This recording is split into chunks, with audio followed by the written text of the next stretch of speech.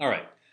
So let's go for the week six recap now. Week six, we talked about two arguments, or the title of the lecture is The Harmlessness of Death. And that was what you looked at in your active reading. There were two arguments for the harmlessness of death, one from Lucretius, one from Epicurus, both of these being ancient Greek philosophers. And then, of course, before that, in the lecture, we talked about the way I put it was overall, we're looking at death isn't so bad, and that was sort of what you looked at in the active readings. And then in the lecture, the way I phrased it is sort of life isn't so great. Um, so overall, what is being looked at here is our sort of anxiety, our emotional response to contemplating the thought of being dead. And as is pointed out very clearly in the textbook, especially in the two arguments on the harmlessness of death, and as a lot of people pointed out in their various contributions to the active reading assignment, what needs to be distinguished, obviously, is on the one hand, dying, the process of sort of being alive and kind of your body slowing down, decrepifying, whatever, and being dead, which is a state of essentially non-existence in a certain sense. Um, so the argument of the harmlessness of being dead is about that second thing, the state of non-existence or the state of no longer being alive. Obviously, dying is going to be a bit more is more obviously harmful in a sense, in at least because it can often be unpleasant, painful, and this is something that would be countenanced as bad by Epicurus, especially Epicurus was a hedonist philosopher, which means that he thought the purpose of life was essentially, or uh, the good moral quantity, the thing that had positive moral value was happiness, right? Now, his definition of happiness was not necessarily like sort of pleasurable stimulation. His definition of happiness, we looked at this term earlier, it was on the midterm, is ataraxia, which is peace of mind, mental tranquility. So happiness for him is largely the absence of pain, the absence of uh, angst, and then to a certain extent, some pleasurable activities. For him, pleasurable activities were contemplation on a sort of rural farm, drinking wine while not having to do work all day, right? So a life of kind of quiet relaxation, which of course is only available to people who don't have to work. Um, but that's neither here nor there. What he actually said about what was the good life. The point is, he was specifically talking about being dead.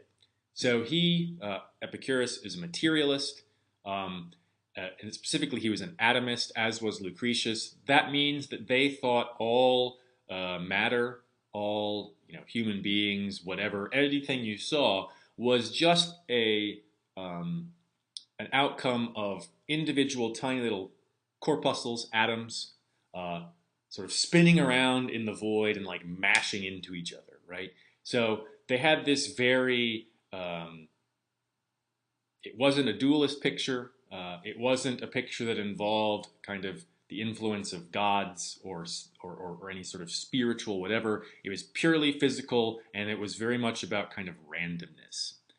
Um, so they think that when you die, it's basically, well, sort of the atoms and whatnot that make you up kind of decoalesce, right? There's nothing that remains after the decoalescence. You're just gone. And you are no longer a locus of experience, right? You are no longer you no longer have a perspective. And so it's that thought right there that you no longer have a perspective, you no longer are a locus of experience, which is the starting point for their argument about the harmlessness of death, right? So, and this is sort of made very clear in the argument where they say, look, once you are dead, being dead doesn't affect you. because nothing can affect you. You don't exist anymore. So this is particularly the Epicurean argument. While you are alive, death doesn't affect you because, well, you're not dead. And sort of the gist of Epicurus' argument, or at least the charitable interpretation of Epicurus' argument, is that death could only affect the dead. But of course, nothing can affect the dead because they're dead. So death affects no one. Now, of course, being a little bit more maybe uncharitable or looking at his argument a bit more closely, there are some senses in which that's obviously incorrect. So your own death, your own being dead doesn't affect you, assuming that you sort of just decoalesce after you die. But obviously it affects other people, right? So we have to focus on whether or not death, that is being dead, is bad for the person who is dead. It might be bad for other people in a certain set of ways. But of course, thinking about how death is not bad for the person who is dead is also supposed to have this knock-on effect for the people who are still alive, right? You think about somebody, oh, they're dead now.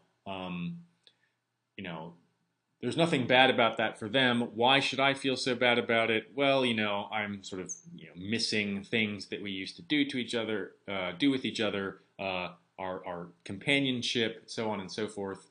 And that is a loss, certainly. But I think Epicurus is going to argue that it's acceptable for sort of that kind of feeling to exist. He's not arguing that that kind of feeling isn't acceptable. He's just saying that, it's sort of inevitable and there's a sense in which you have to deal with it and it's not sort of harmful to you. So we have to distinguish between sort of bad on the one hand and harmful on the other. There's a lot of very subtle distinctions that we have to grasp in order to see how Epicurus' argument might work. So things might be bad, but not necessarily harmful in the sense that they don't make it impossible for you to live a good life, right? Or they don't reduce the probability that you can live a good life.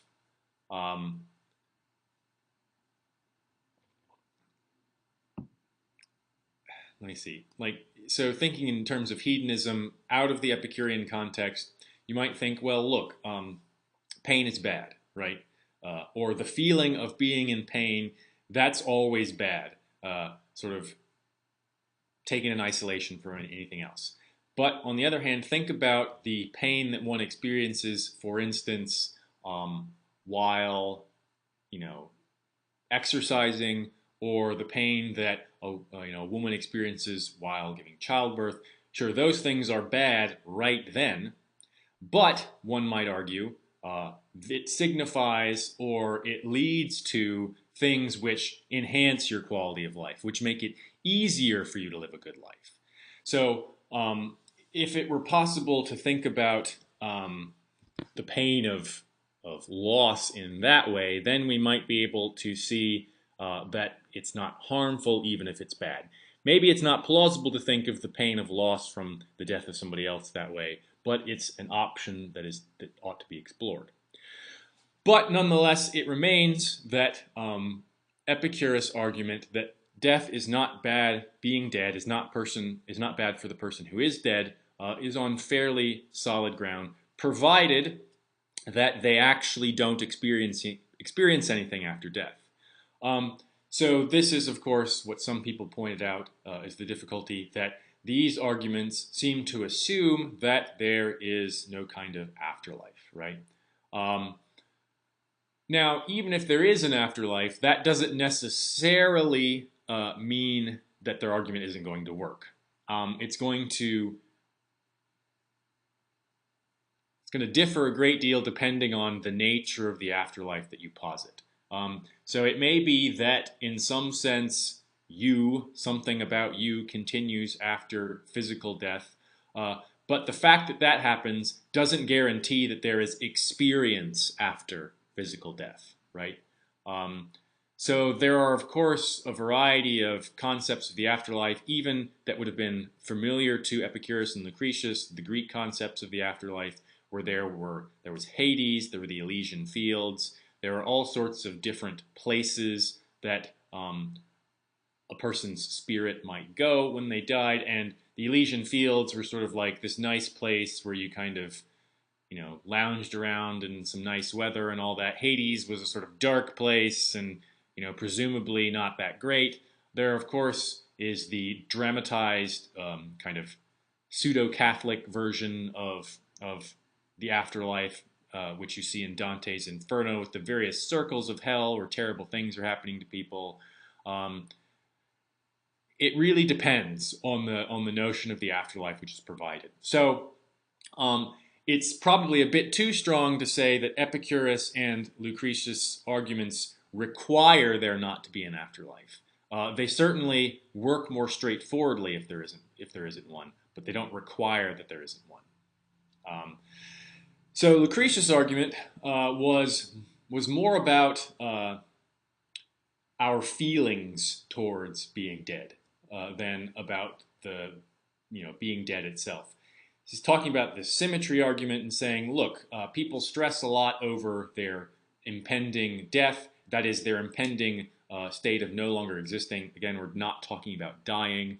And he says, well, why are you so worried about that? You don't seem to be anxious over the time before you were born, which is sort of structurally identical to the time sort of after you die. Because in both of those instances, you did not exist. You did not exist before you were born. So, right, you were not a locus of experience. You did not have any kind of perspective before you were born.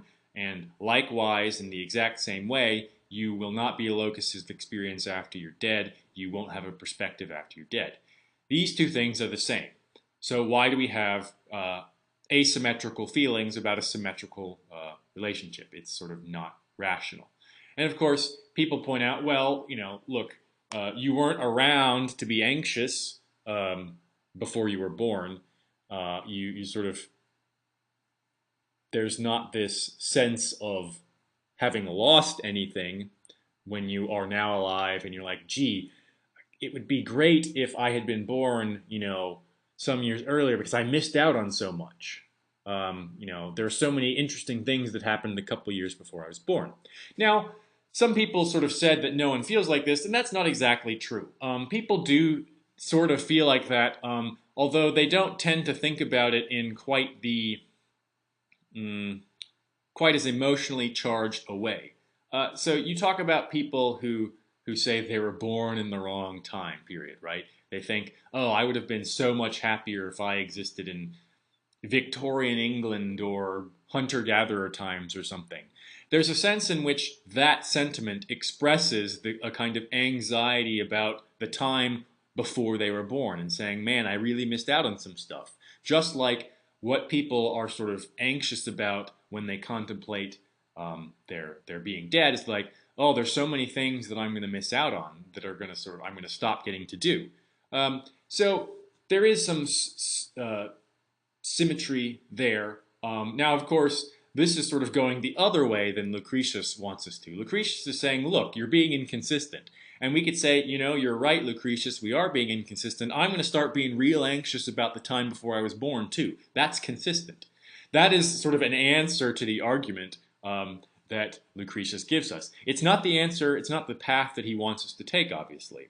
Instead, what we're sort of being urged to do is like, look, you don't feel anxious about that, so now also don't be anxious about the time after you die, right?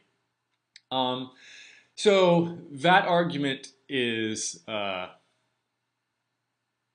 little bit more slippery than the Epicurean argument. The Epicurean argument says just says not it was the same before you were born, so you don't worry about that. Don't worry about this. It's saying just don't worry about anything that happens to you when you don't exist, because nothing can happen to you when you don't exist. So that's the key. That's the key thing I think that we should keep in mind is that things being good or bad for you in the view of these sort of materialists, in the view of these hedonists, can only be good or bad for you if you can experience stuff, right? If you can't experience stuff, then nothing is good or bad for you. So once you've sort of soaked in that idea, go back and reevaluate your thoughts about whether or not, death is bad for the person who is dead. And then that, of course, allows you to think more about to what extent given views of the afterlife may or may not impact the effectiveness of Lucretius and, or more particularly, Epicurus's argument. Now, another sort of aspect of this, so they're focusing just on, well, look, being dead isn't so bad, either because there is no experience to be had, or because, look, it's just the same as before you were born, and you don't think that's bad. We can also look at it from the way that I discussed in the lectures, where he said, well, part of the reason that people might think death is bad is simply because they think life is unqualifiedly good and death is simply the absence of that. So it's not really a matter of contemplating what being dead is going to be like. It's more a contemplation of all the value of being alive and how much that is kind of cut off when obviously you're not alive anymore. And so in the repugnant conclusion argument, and then this sort of argument about kind of what types of lives are worth living, we can see that simply being alive isn't what's holding value. So in the repugnant conclusion argument, if simply, existing and also not having an overtly bad quality of life, if that's all that really mattered, then the better worlds would be the ones which are totally jam-packed full of people. But even in that argument, we can see that the nature of the experience that you're having is what really makes life good. Even on the view where you sort of ought to pack the world full of people, that only works if their lives are at least barely worth living. It's, again, even for the repugnant conclusion, even if you endorse the repugnant conclusion, it's not simply being alive that matters. It's being alive and sort of having at least minorly good things happening, right? In the other argument, it's not simply being alive. It's being such that your future experiences would be, successes and fulfillments and all that kind of stuff. So even there, we see that it is experience, quality of life, not simply existing, which gives it value. And disvalue, again, comes from sort of poor quality of experiences. So these two things together really stress that it's sort of the experiences, the felt stuff, the perceived stuff, which can only exist if you have a perspective. So again, we reinforce this idea, which we find in Epicurus, that what matters is kind of experience. Now, so obviously there are some ways in which the Epicurean argument maybe doesn't account for everything that we'd want it to account for. It's not clear that it distinguishes between death and dying. We sort of have to presume and be charitable and say, well, look, we could make the argument so that it's just about that. But generally speaking, it points out something that is very important to consider. And that is namely that experience is the arbiter of moral value of good life, not simply existence, right? If existence was what made a good life, then a good life would be, you could have a good life if you just sat there doing absolutely nothing for all of eternity staring at a wall. that's existing, right? It's not negative. You're not, being, you're not having pain inflicted on you, but that's not a good life. So it can't be bare existence. It can't be bare life, which is valuable. So hopefully that helps clear up any kind of confusion you might have had about what's going on in these arguments for the harmlessness of death. Additionally, in addition to these Greek hedonists and atomists, the harmlessness of death is kind of embraced by Stoics, which is another philosophical position which sort of starts in ancient Greece, where there's a whole bunch of stuff to say about it, but relevant to this idea of the harmlessness of death, the Stoics, especially once that view gets imported to Rome later, are not really against suicide, right? So they think, again, showing that they don't think simply living is what's good. If at some point one's life, you can't bear it anymore in a kind of honorable fashion, then it is acceptable and indeed preferable to sort of end that life. And this is a view that you see show up not just in sort of the Greco-Roman context, you see it show up all over ancient philosophical beliefs. The idea that there are certain ways of being alive that just really aren't worth it. For either some like objective moral reason in terms of fulfilling obligations to your family, to some deity, to your country, to yourself, something like that. So it could be in terms of obligation and duty, or it could be just in terms of experience, right?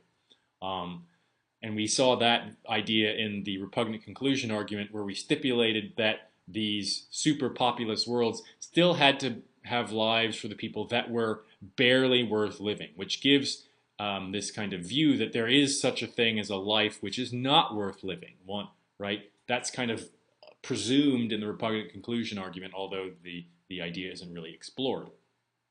So you have these types of views with the Romans, the Greeks.